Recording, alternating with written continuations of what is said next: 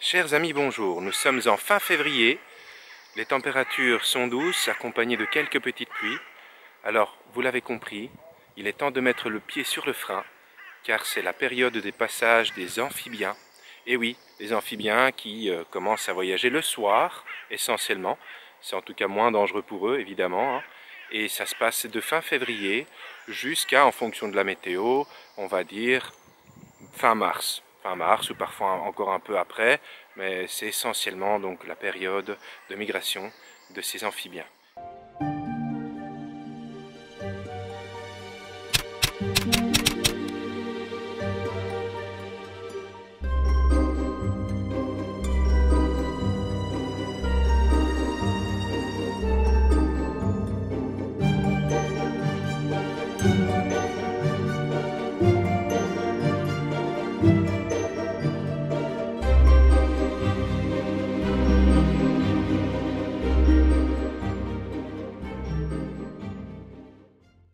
Les amphibiens sont plutôt omnivores, donc ils vont manger des insectes, des petits animaux, comme des moustiques, des araignées, des vers de terre, des escargots, des limaces, voilà, etc., etc. Et donc ils vont nous débarrasser de pas mal de petites choses que l'on n'aime pas trop avoir chez nous, je vais dire comme ça. Et puis eux, à leur tour, eh bien malheureusement, ils vont aussi se faire manger par des plus grands prédateurs. Et donc vous l'aurez compris, sauver les amphibiens, c'est sauver des forêts, c'est sauver des jardins. En fait, c'est sauver tous les écosystèmes où ils se trouvent et où ils créent comme ça une dynamique très importante dans la vie. Et si on allait voir ça de plus près pour découvrir ces animaux fantastiques de chez nous? Alors je vous dis à tout à l'heure, quand le jour sera tombé. Bonsoir Thierry. Bonsoir David. Bienvenue, merci d'être là.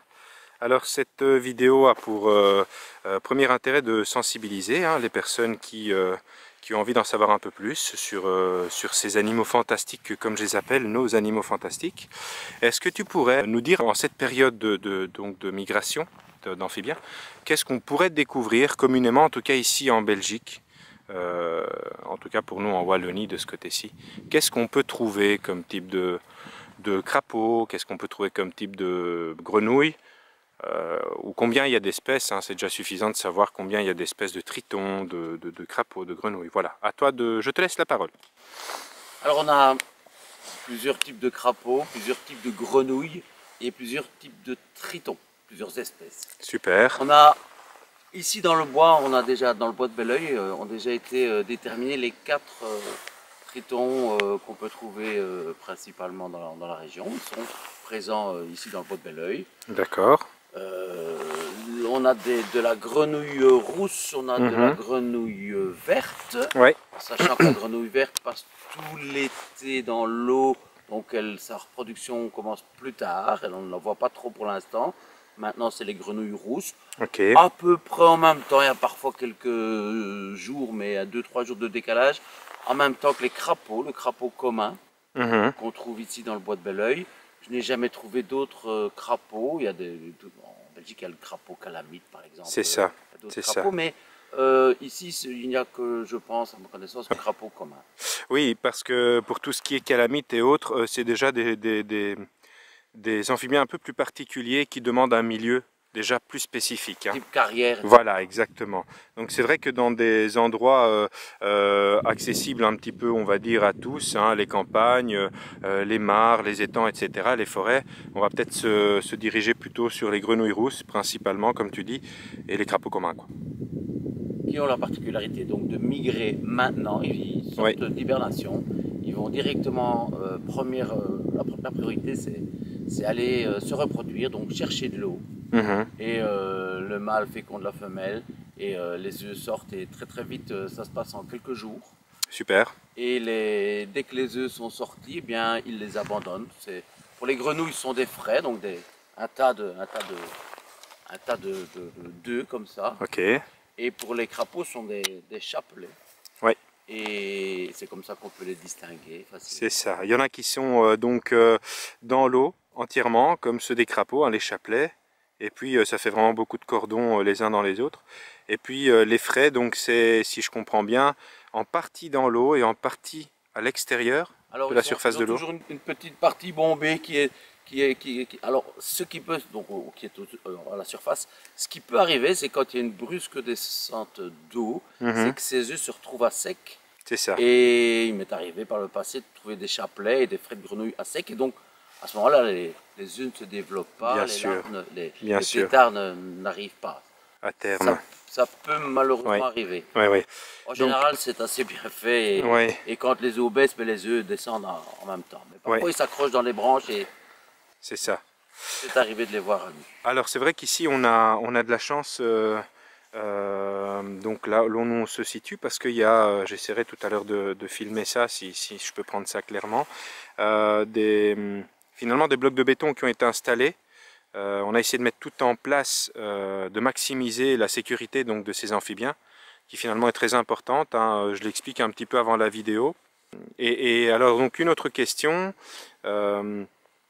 évidemment il y a des dangers pour ces amphibiens. Lesquels te viennent en tête en premier lieu comme type de danger pour leur vie, voire peut-être leur survie?